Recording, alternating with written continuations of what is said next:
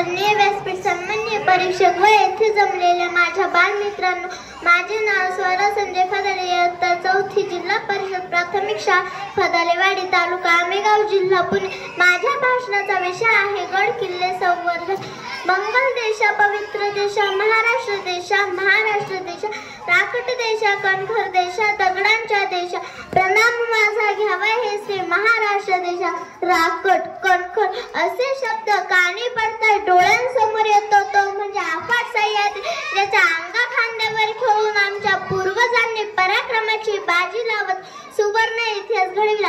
गड आणि किल्ले म्हटले की प्रथम आठवतात ते म्हणजे छत्रपती शिवाजी महाराज आणि त्यांचे अथक कष्ट करणारे मावळे. अहो, आता सारख्या सोयी सुविधा नसताना कसे बांधले असतील हे गड किल्ले? उत्तर एकच, महाराजांवर असणारी अपार श्रद्धा आणि निष्ठा. महाराजांनी नुसते स्वराज्य नाही तर सुराज्य निर्माण करण्याचा हेतू उराशी बाळगून 18 पगड जाती सर्वांना बरोबर घेऊन स्वराज्य स्थापन केले.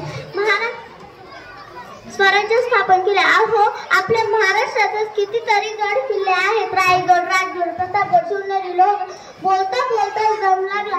गड किल्ले बनविताना महाराजांची दूरदृष्टी खूप मोठी होती.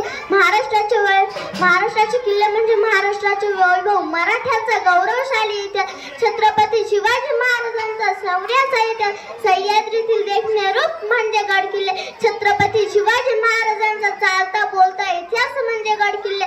गडावरून इतिहास बोलतो रणमर्दानी जातीचा, गडावरून इतिहास बोलतो रणमर्दानी जातीचा. हर हर महादेव घोष गुंजला वीरगतीचा, हर हर महादेव घोष गुंजला वीरगतीचा. काळाच्या ओघात अनेक गड किल्ल्यांची पडझड झालेली दिसून येते.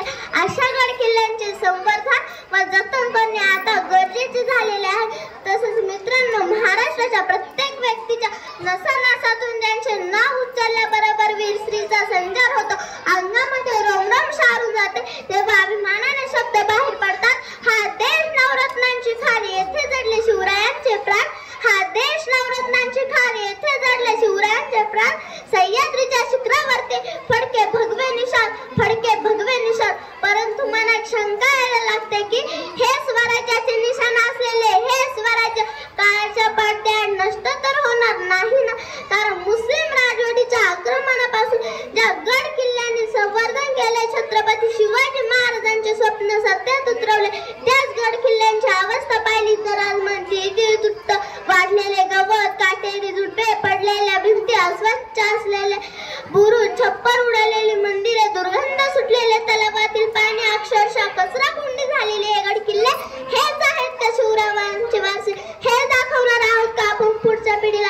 मला आठवतं, मागच्या शिवजयंतीच्या वेळेस मी एक खूप सुंदर व्हिडिओ पाहिला होता. त्या व्हिडिओमध्ये एक लहान मुलगा आणि त्याचे काही मित्र किल्ला बांधायचं ठरवतात. ही गोष्ट तो घरात जाऊन आपल्या वडिलांना सांगतो. त्याच्या वडिलांना खूप आनंद होतो, आपला मुलगा किल्ला बनवणार. ही गोष्ट तो घरात त्यासाठी लागणारे आवश्यक सामान ते त्याच्या वडील त्याच्या मुलाला आणून देतात. काही तासात मुलगा किल्ला तयार करतो आणि त्याच्या वडिलांना आवाज देतो, बाबा बाबा किल्ला तयार झाला, पाहायला येतात का? त्याचे बाबा खूप उत्साहाने किल्ला पाहायला येतात. पण तो किल्ला बघताच त्यांना आपल्या आणि सर्वांच्या चुकांची जाणीव होते. कारण त्या किल्ल्यावर दारूच्या बाटल्या, भिंतींवर कोरलेली नावे, कचरा हे सगळं होतं.